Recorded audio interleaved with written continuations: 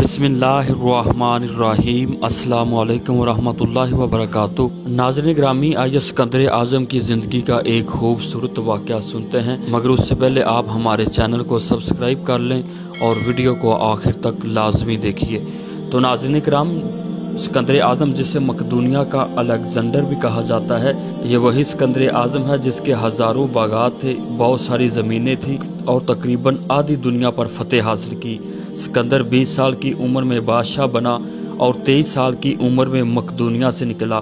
اس نے سب سے پہلے یونان کو فتح کیا، اس کے بعد ترکی میں داخل ہوا، پھر ایران کے دارا کو شکست دی، پھر وہ ملک شام پہنچا، اس کے بعد یروشلم اور شہر بابل کی طرف رخ کیا، پھر مصر میں داخل ہوا، پھر وہاں سے ہندوستان آیا جہاں اس نے پورس سے جنگ لڑی اور اس نے اپنے گھوڑے جس کا نام ازجان تھا اس کی یاد میں پھالیا شہر آباد کیا، پھر وہاں سے مکران جا پہنچا، لیکن مکران کے سفر کے دوران وہ ٹائیفائڈ کے مرض میں مبتلا ہوا اور اسی حالت میں سفر کرتے ہوئے اس نے ایک بہت بڑے بادشاہ جسے بخت نصر کہا جاتا ہے اس کے ہاں پناہ لی اور 33 سال کی عمر میں بخت نصر کے محل میں انتقال کر گیا، اور تاریخ نے اسے ان کارناموں کی وجہ سے الیگزینڈر دی گریٹ کا نام دیا اور کچھ لوگوں نے اسے سکندر اعظم کا نام دیا۔ تو ناظرین، سکندر جب شہروں پر فتوحات حاصل کرتا ہوا ملک چین میں جا پہنچا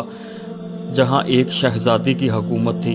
جب شہزادی کو پتہ چلا کہ سکندر اب چین پر فتح حاصل کرنے کے لیے آ رہا ہے تو اس نے سکندر کی ایک تصویر بنا کر اپنے پاس رکھ لی اور اسی وجہ سے وہ سکندر کو پہچانتی بھی تھی۔ سکندر اپنی فوج کے ساتھ جب چین کی سرحدوں سے شہر کے اندر داخل ہوا اور اپنی فوج کو شہر کے باہر ٹھہرا دیا اور خود شہزادی کے پاس جانے کے لیے لباس بدل کر ایک فقیر کے روپ میں شاہی محل تک جا پہنچا۔ شہزادی نے فقیر کو دیکھ کر فوراً پہچان لیا کیونکہ اس کے پاس سکندر کی تصویر تھی۔ شہزادی نے حکم دیا کہ اسے گرفتار کر کے 3 دن تک قید خانہ میں رکھا جائے اور کھانے پینے کو کچھ بھی نہ دیا جائے۔ چنانچہ 3 دن سکندر وہاں قید خانے میں بھوکا پیاسا رکھا۔ چوتھے دن شہزادی نے سکندر کو قید خانہ سے طلب کر کے اپنے پاس بٹھا لیا اور سکندر کے سامنے لاکھوں روپے کے موتی اور جواہرات رکھے اور اسے کہا کہ یہ کھا لو، مگر سکندر نے بھوک کی شدت کی وجہ سے اس طرف نگاہ بھی نہ کی۔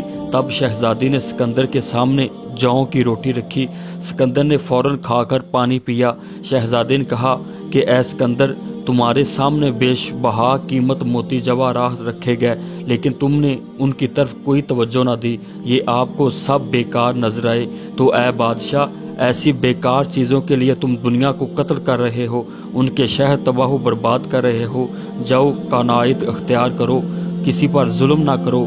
یہ نصیحت سن کر سکندر وہاں سے اٹھا اور ملک چین سے اپنی فوج کو ہٹا لیا۔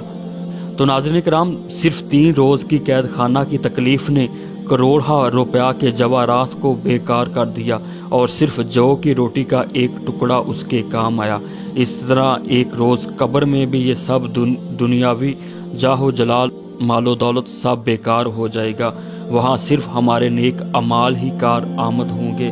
اور اس سے یہ بھی سبق ملتا ہے کہ مال و دولت کی خاطر کسی کا امن خراب نہیں کرنا چاہیے۔